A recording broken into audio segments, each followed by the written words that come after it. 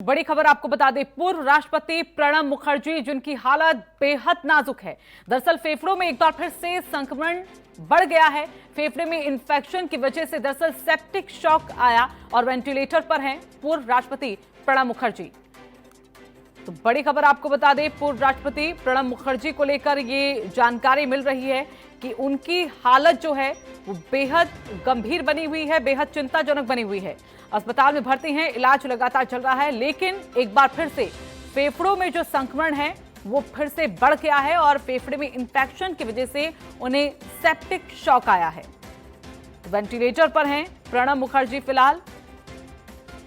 तो जिस तरह से कोरोना का खौफ पूरे देश में, पूरी दुनिया में है और एक एक करके हर कोई उसकी चपेट में आता हुआ, तो ऐसे में प्रणब मुखर्जी भी कोरोना की चपेट में आए और तब से वो लगातार अस्पताल में भर्ती हैं, इलाज उनका चल रहा है। लेकिन इस बीच खबर ये निकलकर सामने आ रही है कि जो उनके फेफड़ों में इंफेक्शन है वो और भी ज्यादा बढ़ गया है और इसी के चलते उनकी हालत बेहद नाजुक होती चली जा रही है। कहा जा रहा है कि फेफड़े में जो इंफेक्शन है, जिस तरह से उसका स्तर एक बार फिर से बढ़ गया है, तो सेप्टिक शॉक उन्हें आया और फिलहाल वो वेंटिलेटर पर ही हैं। तो पूर्व राष्ट्रपति की हालत जिस तरह से नाजुक बताई जा रही है, काफी क्रिटिकल सिचुएशन बताई जा रही है। डॉक्टर्स लगातार उनकी निगरानी कर रहे हैं।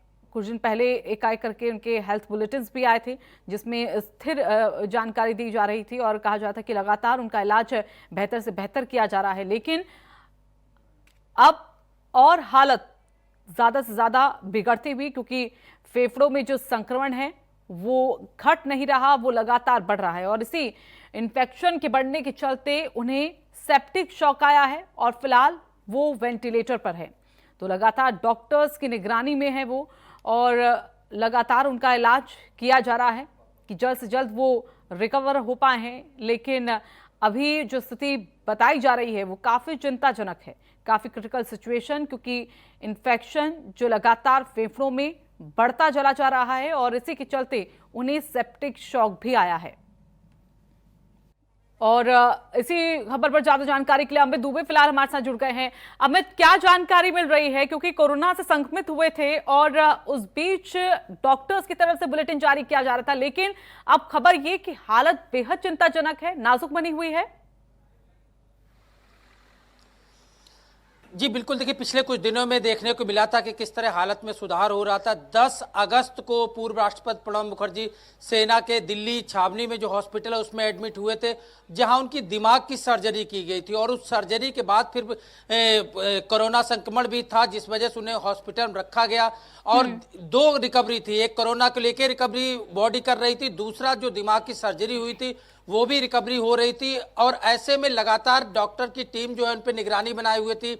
फेफड़ों में संक्रमण के चलते उन्हें अब तक छुट्टी नहीं मिली थी, लेकिन जिस तरह से हालत में सुधार हो रहा है और कल एकाएक फिर एक बार उनकी हालत खराब हुई है, पिछले कई दिनों से कोमा में है और अब जिस तरह से लंग्स में उनके इन्फेक्शन बढ़ा है उससे कोमा की परसेंटेज और ज़्यादा बढ़ जाती है।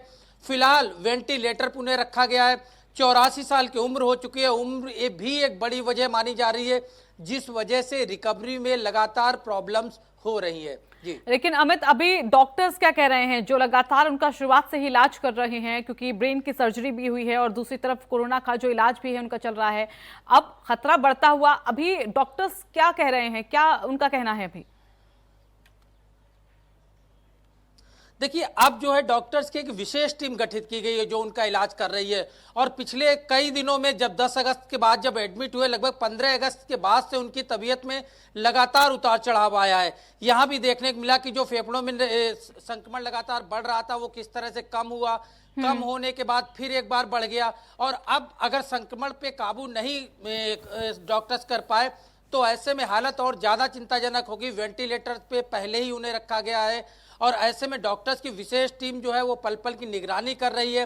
रिसेंटली जो बुलेटिन जारी हुआ था उसमें सेना की तरफ से कहा गया था कि हालत फिलहाल नाजुक बनी हुई है, डॉक्टर्स कोशिश कर रहे हैं कि कैसे उन्हें जल्द से जल्द रिकवर किया जाए। लेकिन सबसे बड़ी चीज़ जो मैं बता रहा हूं कि चूंकि एज फैक्टर भी यहाँ पे कहीं ना कहीं लागू होता है और यही एज फैक्टर जो है रिकवरी में सबसे बड़ी बाधा बना हुआ है।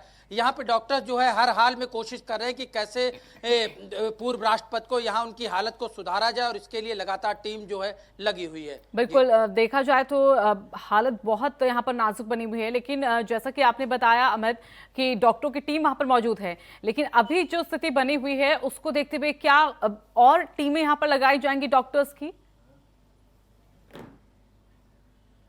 देखिए, अभी जो विशेष टीम है उसे भरोसा है कि हालत में सुधार होगा, क्योंकि अगर पिछले दिनों की बात करें, जैसे मैं लगातार बता रहा हूं कि 10 अगस्त को सेना के हॉस्पिटल में एडमिट हुए थे, तो ऐसे में जो पिछली हालत में उनके उतार चढ़ाव आया, ये जो डॉक्टर्स की विशेष टीम है ये उन सब चीजों से वाकिफ है, किस तरह संक्रमण बहुत ज्यादा बढ़ा था, फिर संक्रमण धीरे धीरे कम हुआ, और इस बार भी डॉक्टर्स को उम्मीद है कि ये जो संक्रमण एक बार फिर बढ़ गया है, उम्मीद है ये संक्रमण धीरे धीरे कम हो जाएगा। और लंग्स में अगर संक्रमण कम होता है तो जाहिर तौर पर उनकी हालत में सुधार होना निश्चित है, क्योंकि जो कोमा में पिछले कई दिनों से प्रणब मुखर्जी हैं, उसमें भी एक बड़ी बात है कि जिस तरह से अगर लंग्स का अगर संक्रमण कम होता है तो जो कोमा में परसेंटेज है वो भी धीरे धीरे गिरेगी, और राष्ट्रपति को अपनी पुरानी पोजीशन में लेके लाया जा सकता है। और इसीलिए डॉक्टर्स की विशेष टीम जो है वो लगातार निगरानी कर रही है। सेना के पास सारे साधन जो है वो वीवीआईपी कैटेगरी में होते हैं, इसलिए यहाँ पे किसी चीज की जरूरत नहीं दिखती। जरूरत दिखती है सिर्फ उनकी बॉडी कैसे रिकवर कर रही है और उसके लिए क्या कुछ विशेष डॉक्टर्स कर सकते हैं। जी अमित, जैसा कि आपने बताया, यानी कि संक्रमण जिस तरह से बढ़ा है यही वजह है कि वो अभी फिलहाल कोमा में है। अगर संक्रमण इतना नहीं बड़ा होता, सामान्य स्थिति में होता, तो शायद कोमा का खतरा भी नहीं होता।